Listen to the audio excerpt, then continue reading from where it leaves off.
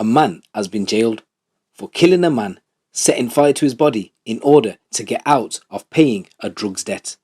Jean Loeike Guei's remains were discovered by a cyclist who spotted flames coming from bushes on Mitcham Common in South London early on September the 17th, 2020.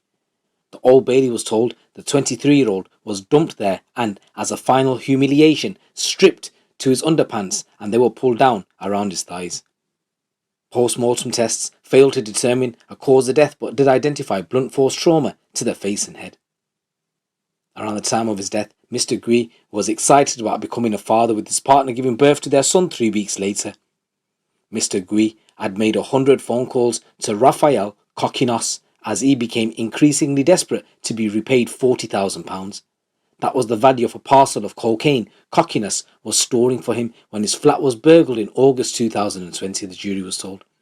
The defendant had reported it to police but said £18,000 in jewellery was taken and failed to mention Mr. Guei's missing drugs. Mr. Guei was killed by Kokkinos at his home in Streatham in South London. The defendant claimed he acted in excessive self-defence when there was a struggle and 6'2" tall Mr. Guei fell and hit his head. Immediately after the fatal attack, Kokkinos, who's 35, got help to cover up the crime, including from his mother, Sophia Kokkinos, who's 71, and his friend, Aaron Williams. Over 48 hours, Mr. Guei's car and phone were disposed of and the crime scene cleaned up, so only 2 blood spots were found on the kitchen worktop, the court was told. The body was dumped under the cover of darkness and set alight. Kokkinos of South West London admitted manslaughter and perverting the course of justice, and today Judge Angela Rafferty KC sentenced him to 9 years in prison for manslaughter and 4 years to run concurrently for the lesser offence. She told Kokkinos he unlawfully killed Mr. Guei, a deeply loved member of a family which was left devastated. She said there was no attempt whatsoever to get any help for this man or call the authorities in any way. The cover-up was premeditated, sustained and orchestrated by you for your benefit. The condition of Mr. Guei's body when recovered was appalling and something that haunts the members of his family. Sophia Kokkinos, who's 71, and Williams, who's 30, were found guilty of perverting the course of justice and jailed for 3 years each. So Detective Chief Inspector Jean Loeike, who led the investigation, said following the burglary, Kokkinos owed Guei a significant amount of money which he had no way to pay back. When Guei arrived at Kokkinos' address, he was attacked and killed. Kokkinos then persuaded and enrolled the help of his friend and his mother to assist in covering up the crime in the hope they wouldn't be caught. The plan was a no match for the work and determination of the Met Police, who used all of the resources at their disposal to gather a huge amount of evidence against the defendants.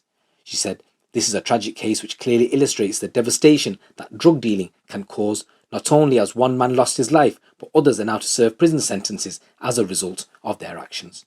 She also went on to summarise what happened. She said the Met Specialist Crime Command launched an investigation and established that in the days following the burglary, there were frequent phone calls between Guei and Kokkinos. And on 14th of September, Kokkinos called him to say that he had some of the money he owed and agreed to post it through the door of an address given to him by Guei. The money failed to materialise, and CCTV seized by officers showed that the following day Guei made his way to Kokkinos' flat, where he parked his car and went into the property. Officers believe that Guei was killed almost immediately by Kokkinos.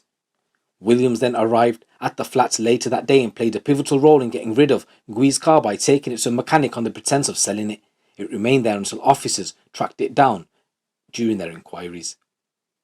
Then CCTV showed a convoy of cars travelling to Mitcham Common. At one point, a light caused one of the vehicles, which appeared to have bulky and irregular shaped object in the boot. Officers believed this was the body of Guei.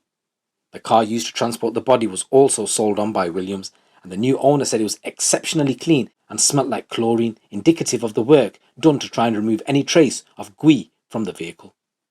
Kokkinos' flat had also been subject to a thorough clean, and to the naked eye there were no signs of any struggle. However, crime scene experts did discover 2 small bloodstains in the kitchen area, which were later proven to be a match to Guei. So I just want to say rest in peace Jean Loeike Guei, and my condolences go out to your family. It's your boy GT. Keep it locked, keep it real.